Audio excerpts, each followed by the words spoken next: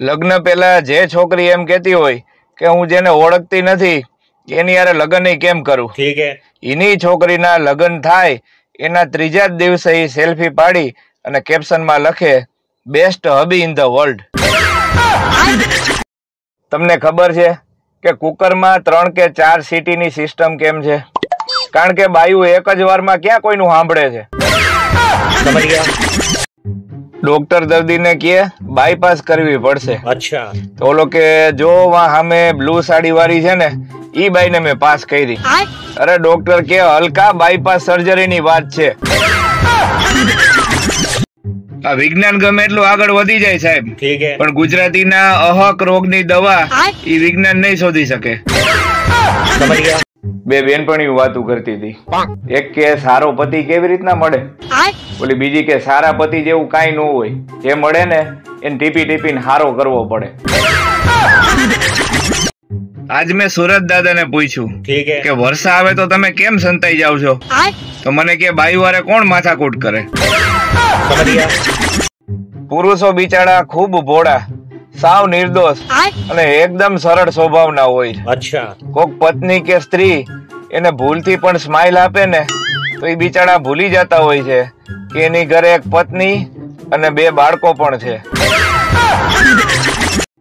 આમ તો સ્ત્રીઓને કોઈ મૂર્ખ બનાવી નથી શકતું સાહેબ, ઠીક હે, પણ ગોરા કરવાની ક્રીમની વાત જ કઈક અલગ છે.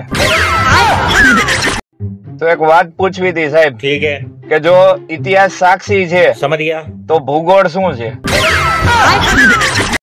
જૂની કહેવત 12 હાથનું ચીભડું ને 13 હાથનું બી. ઠીક હે, અને હવે નવી કહેવત 5 ફૂટની બાઠડી અને 6 ફૂટની જીભ. આ સંસારમાં ઘણી બધી પારિવારિક સમસ્યાઓ છે, ઠીક હે, જેમ કે શ્રીમાનનું માન નથી અને શ્રીમતીમાં મતી નથી. દારૂ તો એમ જ બદનામ છે સાહેબ. અચ્છા. સાચો નશો તો મોબાઈલ નો છે. કોઈ પણ કામ હંમેશા વ્યસ્ત માણસને જ સોંપવું, ઠીક હે, કારણ કે નવરા પાસે તો સમય નથી. એક સુશીલ સુંદર અને ઘર રખું કન્યાનો હું તમને ફોટો બતાવું છું. અચ્છા. કોઈ ઉંમરલાયક ધ્યાનમાં હોય તો કેજો. તમે પહેલી નજરના પ્રેમમાં માનો છો કે હું બીજી વાર તમારી સામેથી પસાર થાવ? તો આ છે છોકરીનો ફિલ્ટર વગરનો ફોટો, ઠીક હે, અને હવે આ છે ફિલ્ટર લગાડ્યા પછીનો ફોટો. જો છોકરીઓ અમારા છોકરાઓની જેમ સુંદર હોત ને તો બિચારીઓને વારંવાર બ્યુટી પાર્લરના ધક્કા ન ખાવા પડત. આમ જો તમને, હા તમને જ કહું છું, સમજ ગયા, આખી રાત તડકામાં બેહીને તમને યાદ કરું છું. નમસ્કાર મિત્રો, કેમ છો બધાય? ગુજરાત તો પ્રેમ આપે જ છે, પણ ગુજરાતની બહાર વસતા આપણા ગુજરાતી ભાઈ બહેનો મોટા ભાગના યુએસમાં જે રહે છે એનો પણ સારો એવો પ્રેમ મળે છે. મોટા ભાગની ઇન્સ્ટામાં રીલ અને યુટ્યુબના શોર્ટ્સ આપ લોકોએ વાયરલ કરાવ્યા છે, પ્રેમ આપ્યો છે, એ બદલ દિલથી આ બધાનો ધન્યવાદ. Thank you. એલા જાગો કે હોઈ ગયા? આપણી ભવિષ્યવાણી કોઈ દી ખોટી નથી પડતી સાહેબ. અચ્છા. રવિવાર પછી હંમેશા સોમવાર જ આવશે. જાવ લખી લ્યો. સમજ ગયા, બધી છોકરીઓ દિલની ખરાબ નથી હોતી સાહેબ. અચ્છા. અમુક મગજની ફાટેલી હોય છે. સાલું કોઈ કામમાં એટલું મન નથી લાગતું જેટલું રીલ જોવામાં લાગે છે. સમજ ગયા, માણસોના ડોક્ટર છે, ઠીક હે, પ્રાણીઓના ડોક્ટર છે. સમજ ગયા, હવે જો કેરીઓના ડોક્ટર હોત ને તો આજે લંગડો કેરી એના 2 પગ ઉપર ઉભી હોત. ગુજરાતી મા બાપ ક્યારેય છોકરાઓને ગુડ મોર્નિંગ નથી બોલતા. અચ્છા. બસ ખાલી પંખો બંધ કરી દે. આપણા અહીંયા મનગમતા લગ્ન નો થાય ને ઠીક હે, તોય ગુસ્સામાં 2-3 છોકરા તો થઈ જ જાય. એક ભાઈ લગ્નમાં અનોખો રિવાજ જોવા મળ્યો. ઠીક હે, લગ્નમાં 1 કલાકની રિસેસ પાડી અને હવની ઘરે જઈને જમી આવવાનું. હવે એ દિવસો દૂર નથી મિત્રો, જયારે સ્ટેજ ઉપર નવી વહુ આવશે અને જાણે એના મોઢામાંથી નીકળશે કે ભાઈ આ તો ઇન્સ્ટાગ્રામ વાળી. હમણાં આપણે સિંહની વસ્તી ગણતરી હતી, ठीक है, તો એમાં સિંહ કરતા સિંહણની સંખ્યા વધારે આવી. તો મને એવું લાગે છે કે આપણા ઘરમાં જે છે એને હારોહાર ગણી લીધી છે કે હું.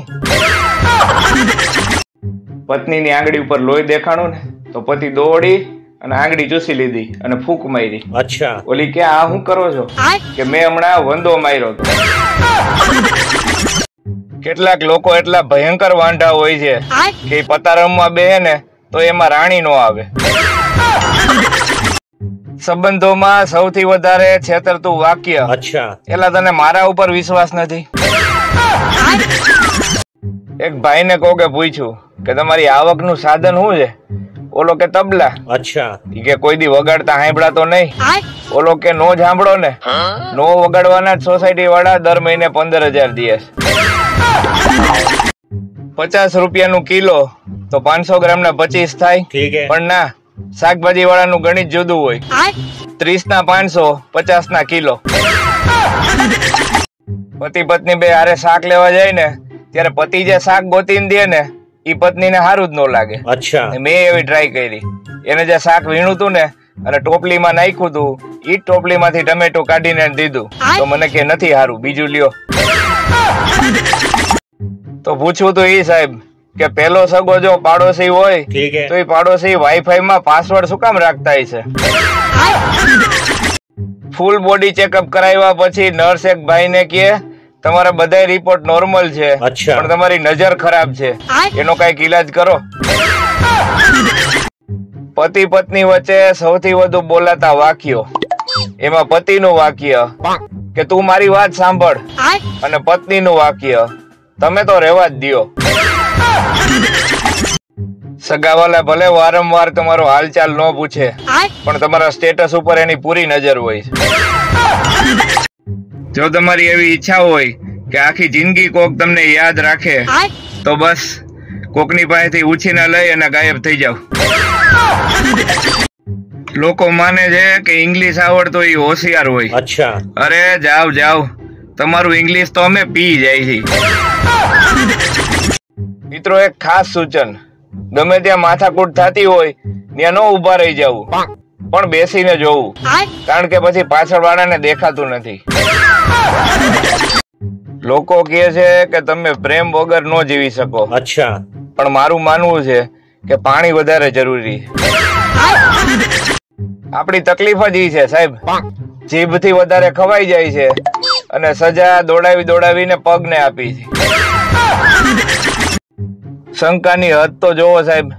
એક પત્ની એના પતિને કે આ તમારા શર્ટમાં એકોય વાળ જોવા નથી મળ્યો. તો કોણ હતી ઈ ટકલી? अच्छा, એક ગામમાં એક પતિ પત્ની રહેતા હતા ठीक है, અને આજે ઈ ન્યા જ રહે છે. અને હું તો કહું ભલે રહેતા, આપણે હું કામ આખા ગામની પંચાયત કરવી જોઈએ ભાઈ? યાર, તમને ક્યારે એવું નથી લાગતું કે આકાશમાં ફરતા ગ્રહો કરતા અહીંયા ધરતી ઉપર ફરતા નંગો વધારે નડે છે? હવે થોડાક દિવસમાં જ IPL શરૂ થવાનો છે. પછી 2 મહિના તો આપણને ખબર નહીં પડે કે આપણે હાવ નવરા છીએ. હવે એ સમય આવી ગયો છે કે જેમાં તમારા બાઇકની સીટ ઉપર બેસતાની સાથે જ તમને આત્મજ્ઞાન પ્રાપ્ત થશે કે વૃક્ષો વાવવા કેમ જરૂરી છે. શિક્ષકે પેપર તપાસતા એક વિદ્યાર્થીને બોલાવીને પૂછ્યું કે ભાઈ તારા ને તારા મિત્રના જવાબ કેમ સરખા છે? બોલો કે અમારા બેના પ્રશ્ન સરખા જ છે ને સાહેબ. એક ઇન્ટરવ્યુ હાલતું હતું, એમાં એક ઉમેદવાર બહુ કોન્ફિડન્ટ હતો. ઓલા ત્યાં જઈને કે ગમે એ પ્રશ્ન પૂછો સાહેબ, એના 3 જવાબ આપી દઉં. ઓલા કે એમ, તમારા પિતાનું નામ જણાવો. 2 બેનપણીઓ વાતો કરતી હતી. એક કે મારો પતિ મને એટલો બધો પ્રેમ કરે છે ને, મને કહેતા હોય કે 7 જન્મ સુધી તારી હારે રહીશ. ઓલી બીજી કે જો પુરુષો આવા જોઈએ બેન, 7 જન્મ પછી એને બીજી કોકને કઈ રાખ્યું હોય છે. છાપામાં જાહેરાત હતી કે ફેરા માટે મળો. એક ભાઈએ ફોન કર્યો કે મારે 4 ફેરા ફરવા છે. અરે ઓલા ભાઈ કે ઈ ફેરાની વાત નથી, અહીંયા માલ સામાનની હેરફેરની વાત છે ભાઈ. સાસુમાએ નવી આવેલી વહુને પૂછ્યું કે બેટા આજે પહેલી રસોઈ શું બનાવીશ? ઓલી કે મેગી.